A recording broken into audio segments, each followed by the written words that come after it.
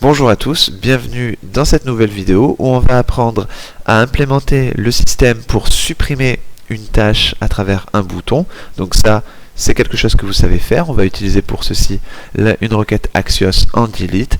Et ce que je vais faire aussi, puisque là c'est un petit peu quelque chose qui se répète par rapport au dernier TP, je vais aussi vous montrer comment pouvoir débugger un petit peu votre application quand vous n'avez pas forcément de retour visuel direct sur votre navigateur comme vous pouvez avoir l'habitude d'obtenir via Laravel. Donc c'est parti, on va déjà se créer ce bouton là à la droite de notre bouton éditer pour la suppression. Donc on va se rendre dans Resources, JS, Components. Au niveau du Task Component, on va ici se créer un button. Donc, je crée un button. Je vais lui donner un type button. Je vais lui rajouter une classe btn-danger pour qu'il soit rouge. Et on va se dire que au clic, donc @click, on va appeler une méthode qui sera notre requête Axios en delete, qui s'appellera delete task. Et on lui passera bien sûr l'id de la tâche, donc task.id, pour savoir quelle tâche on veut supprimer. Ici je vais marquer supprimer et je vais également englober les deux boutons parce que on a utilisé ici un display flex et je vais avoir besoin de les retrouver côte à côte tout à droite. Donc on les englobe ici dans une div toute simple et normalement ça devrait être OK. Donc en amont j'ai lancé le npm run watch. On va venir réactualiser notre navigateur et on a notre bouton. Donc, ce qu'on va faire maintenant, c'est écrire notre requête.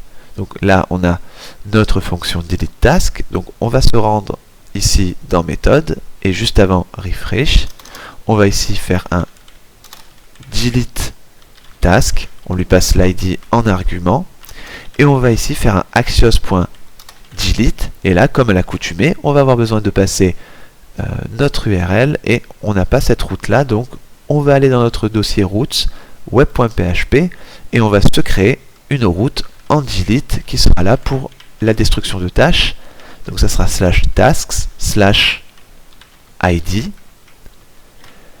et on va également lui passer en deuxième argument le contrôleur. Donc nous ça sera notre task controller et la méthode, ça sera la méthode destroy qui a priori existe déjà dans notre contrôleur.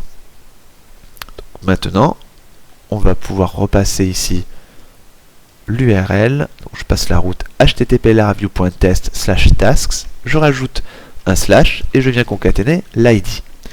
On va passer comme à l'accoutumée notre promesse. Donc, ce qu'on va faire, c'est prendre les devants et dans le cas où la suppression se fait très bien du côté back-end, on va renvoyer la liste des tâches qu'on va directement en réponse, qu'on va directement stocker dans this tasks, et ça sera response de cette façon. Sinon, si on rencontre une erreur, on va la rattraper, on fait un catch console.log error, et on verra comment identifier une erreur quand elle n'est pas forcément visible sur le navigateur. Maintenant, on n'a plus qu'à s'occuper du traitement côté back-end. Donc, dans notre dossier app, http controllers, on a notre task controller. Et on a notre méthode destroy qui prend déjà l'id en argument. Donc, l'idée, ça va être, comme d'habitude, de récupérer la task en faisant un task find id. On stocke ça dans une variable. Et ensuite, on va faire un if $task, et là je suis censé passer la méthode delete, mais je vais volontairement passer une méthode destroy qui va attendre pour le coup un argument, donc la tâche ne va pas se supprimer et on va devoir aller rechercher notre message d'erreur. On va voir comment faire parce que ça ne sera pas forcément explicite, mais dans le cas où la tâche est bien supprimée, eh bien on va vouloir renvoyer ici nos résultats paginés. Donc on fait un return de la méthode refresh, donc this refresh bien sûr. Et dans le cas où la destroy ne se passe pas bien, donc je tiens à souligner que c'est pas ce qui va se passer là, puisque là Laravel sait que il y a une erreur vis-à-vis de cette méthode destroy, donc on aura un message lié à cette méthode destroy, on n'aura pas de message ici avec le status code qu'on va renvoyer. Mais dans le cas où on passe dans la condition else, eh bien on peut directement ici renvoyer, pourquoi pas, une réponse en JSON. Donc on va faire un response JSON, on va passer ici un tableau en premier argument qui sera error, et on dira que d'une manière ou d'une autre, destroy method has failed. Et on peut ici forcer dans le deuxième argument le statut code qui sera plus 200, celui qui est par défaut, mais pourquoi pas 425. Après, pour adapter le status code à votre erreur, n'hésitez pas à faire les recherches sur Google.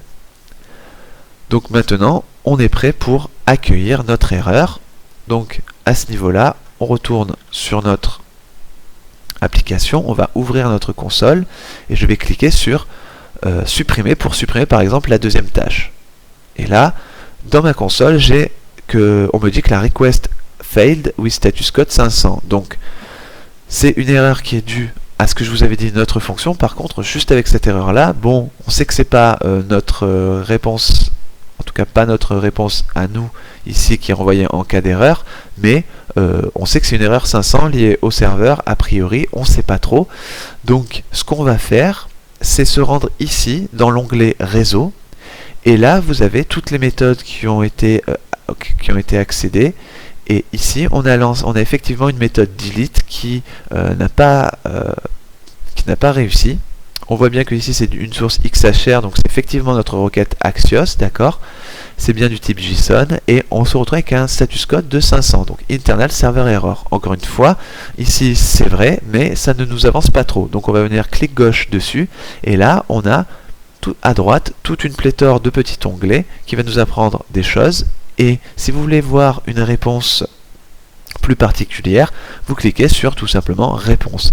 Et là vous avez une réponse en format JSON et une clé message qui a été générée par Laravel et qui vous dit que trop peu d'arguments ont été précisés au niveau de la fonction destroy et qu'il fallait attendre un argument spécifique. Donc c'est là qu'on se dit, ah ben mince, en fait il attendait un argument, ce qui a priori n'est pas le cas. Nous on veut juste faire un task delete, et c'est là qu'on se rend compte qu'on a fait une confusion entre destroy et delete. Donc on peut revenir tranquillement dans notre task controller et passer la méthode qui va bien. Et ça, on l'aurait, c'est peut-être une erreur d'étourderie ou une confusion, mais quand on s'en rend pas compte de suite, eh bien on galère un petit peu à aller chercher l'erreur. Donc d'aller récupérer le message dans la réponse comme je viens de vous le montrer, ce qui est a priori très semblable sur les autres navigateurs, Chrome, Chromium, etc. Ça nous permet bien sûr ici de gagner du temps et d'aller chercher l'erreur de façon explicite. Donc ce qui va se passer maintenant, c'est que j'ai changé la fonction. On peut maintenant rafraîchir le tout et aller supprimer notre deuxième tâche. Et là, on me dit que task is nul.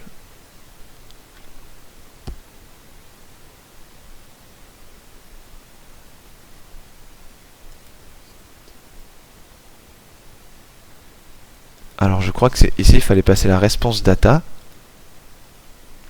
Il fallait passer la clé data au niveau de la réponse.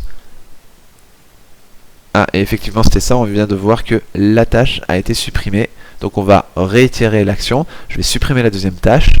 Et là on voit que la liste des tâches est bien rafraîchie. Donc voilà au niveau de la suppression des tâches et aussi un petit peu de l'analyse des erreurs. Donc je vous donne rendez-vous dans la prochaine vidéo où on va mettre en place une recherche en live grâce à Vue.js.